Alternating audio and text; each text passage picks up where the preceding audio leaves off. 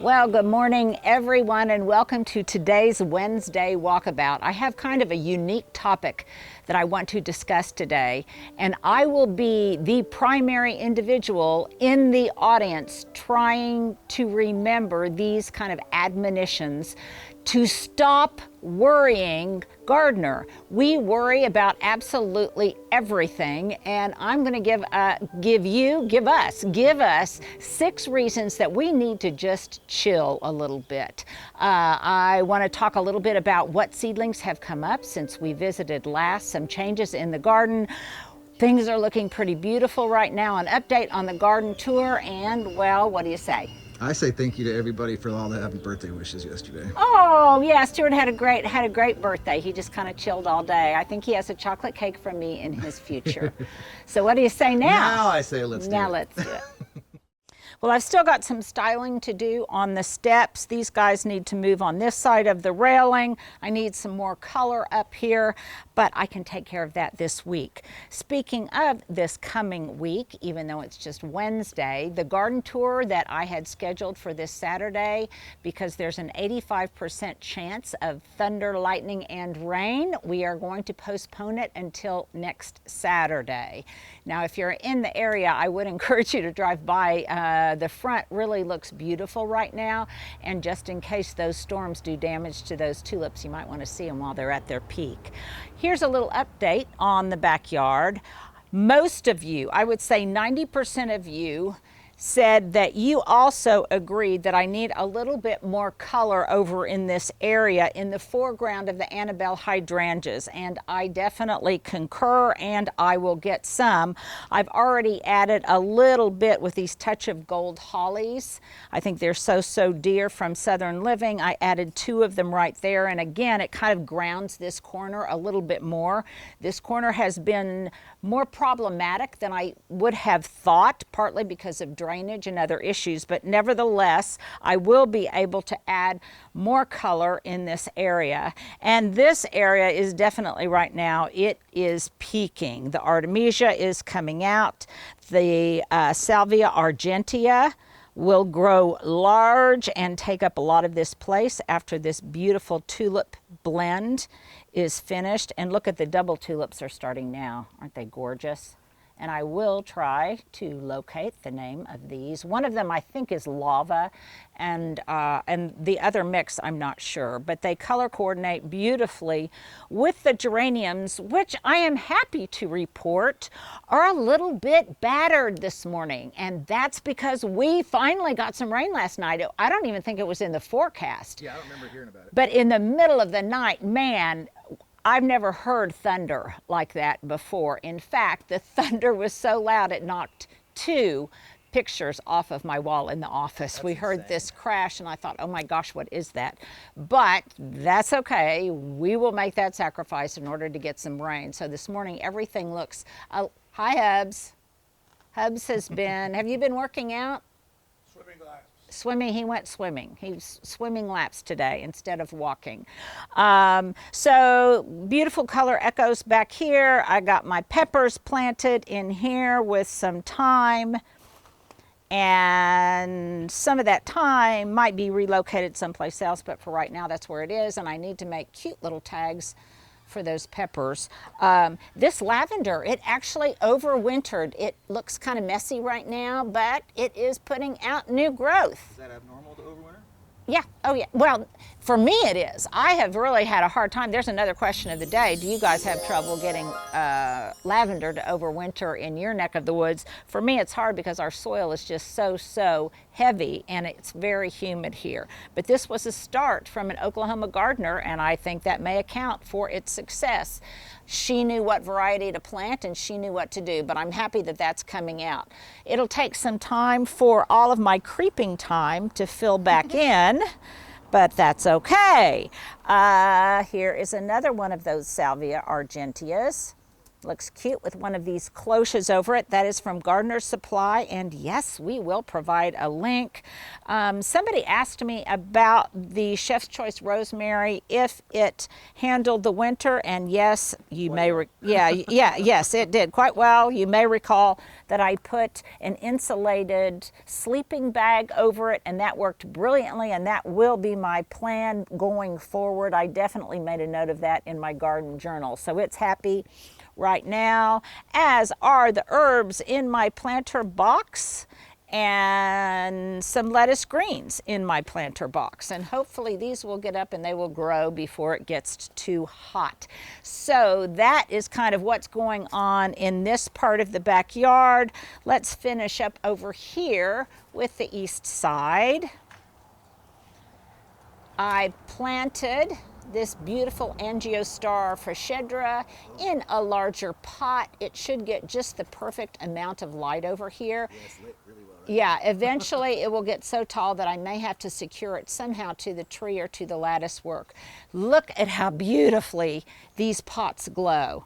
So these are those faux pots that I aged at the other house, and I think they look like concrete. There's 3 of my favorite fake pots, and we put some Alabama Sunrise Heucherella, I believe that's the name, and also some Everilla Carex in here. It captures the light beautifully. More importantly, in the afternoon, this will primarily be in shade, and then I'll add a little bit more of this color of red in the way of different dragon wing begonias, I think.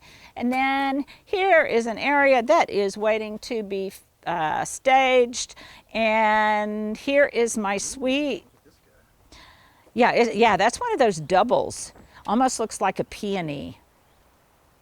And I think they're really beautiful. The tulips back here tend to last a little bit longer because it's protected from the wind and from the elements, and I like that. Next year, again, I probably will plant more of the orange ones, because just imagine how sweet it will be with orange ones, this orange-red combo continuing around to the garage door and to my potting area, which is also in need of lots of attention.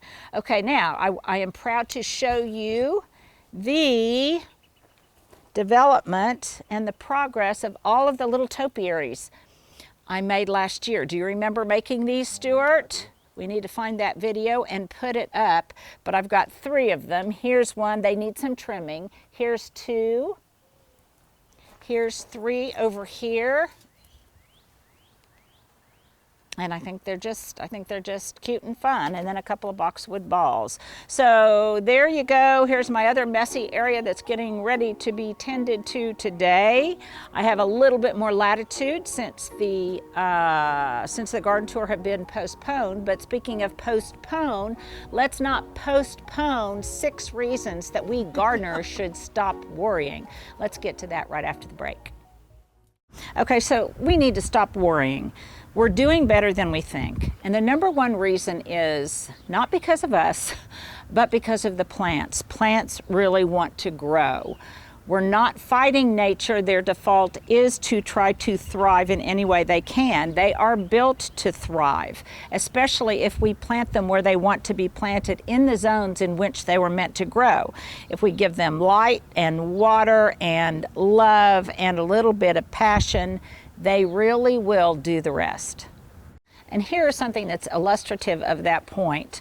Now, it doesn't look great, but nevertheless, it does demonstrate what I'm talking about. One thing I observed is how little blooming ajuga I have right now at this time of year. In the past, it has been in full bloom, absolutely glorious, and contributing to my blue and white tableau. But I have very little of it blooming right now. However, even though it has struggled a bit, you can see it does want to grow. Even though it's taking some time, it is coming out. Things that look like they might be dead are indeed just a little bit tardy. So that's what I'm talking about. Or this little raspberry buddleia, you can see how it got tortured a little bit. It got abused a little bit over the winter, but it wants to grow, especially after we got this great rain and now the temperatures are warming up and it's getting lots of sun. So remember, your plants do want to grow if we plant them in a location where it wants to grow and we give it its minimum requirements. Okay, I've said it 100 times, and I especially tried to say it in my book, that, and one of the reasons that Stuart and I do these videos is because to the extent we can, we want to flatten the learning curve about gardening. And that is my number 2 point, that the learning curve is the garden. Every minute is a lesson. Every failure is a lesson. Every season teaches us something new.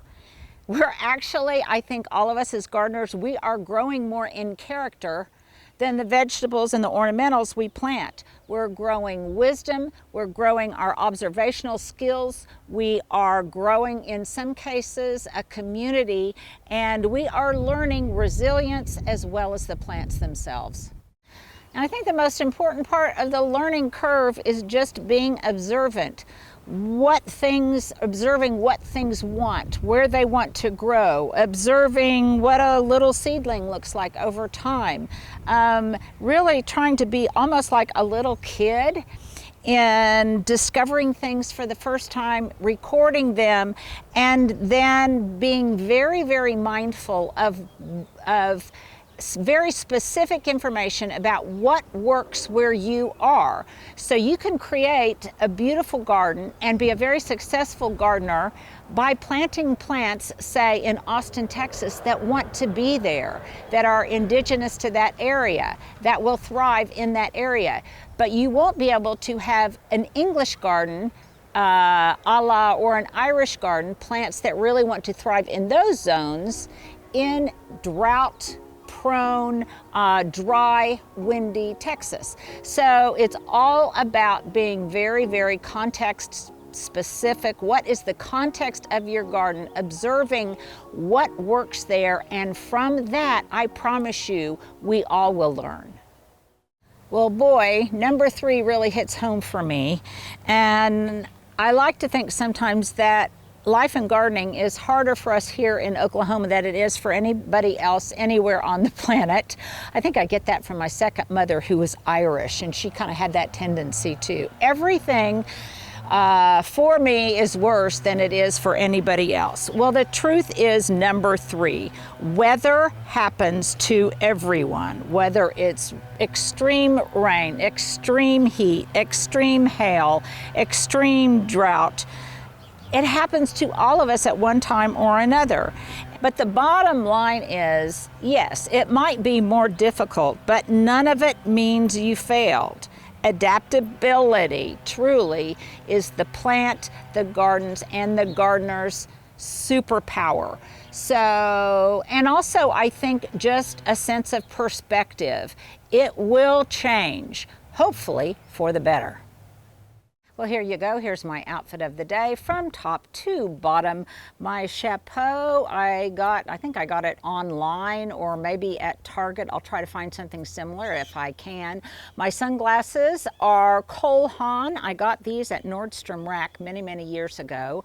My earrings I bought online, and I do think I can find the link to these. I copied this idea from my sister Meg, who already had a pair. My top I got years ago at Nordstrom Rack. It is Free People. My britches were thrifted. I don't even know what brand they are. I got them at Goodwill. And then I've got my color coordinated high C boots. And Frida, that's my question of the day. Do you recognize her? So there you go. There is my ensemble du jour. Number 4, we're not in this alone. Nature has backup.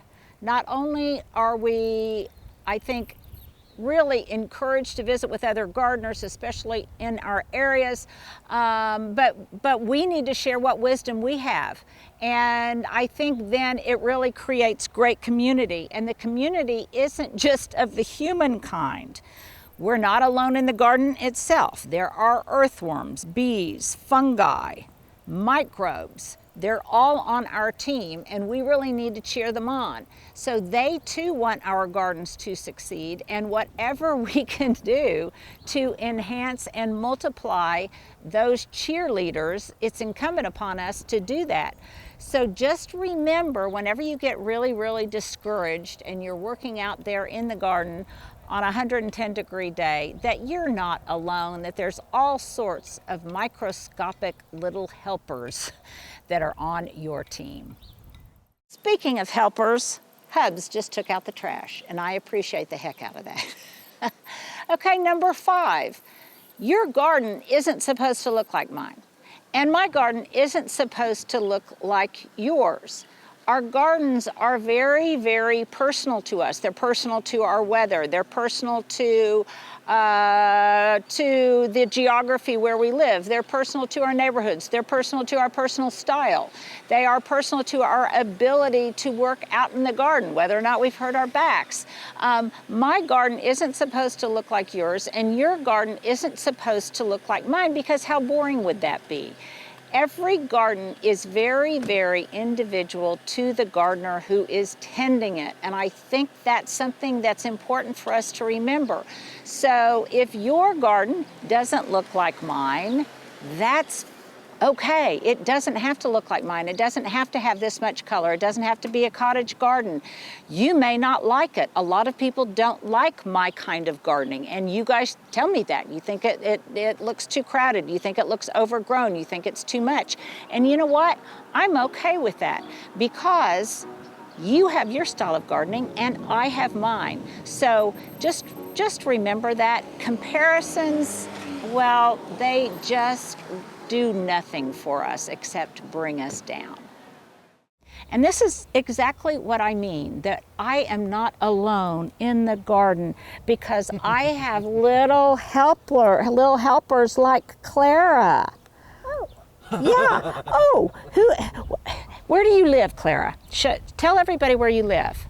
We live at that house over there. Yeah, but tell the audience, tell the camera right there what you like. What did you bring me yesterday?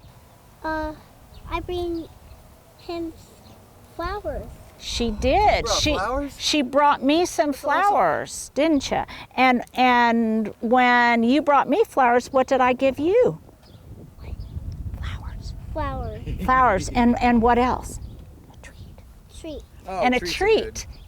Yes, because sometimes when you're gardening, you really need a little bit of energy. I like your bracelet. Okay. Where'd you get it? It's got a butterfly on I it. got from Danica. You did? Uh-huh. Well, Danica. okay, I really like it. And you know what? I really like your shoes too. Okay. Thanks. What are you doing this morning? Oh, we're just coming over. We're just coming over. You're just coming over. We're just coming over here, and our friend and Jordan and some of our friends were coming over to our house. Yeah, and some more friends are coming over to your house. Is it Nyala and Peter maybe? But well, our friends are coming.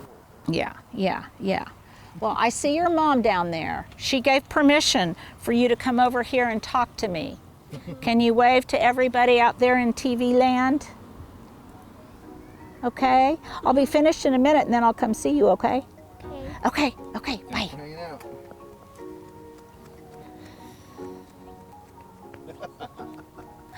So see what I mean? We're not alone in the garden.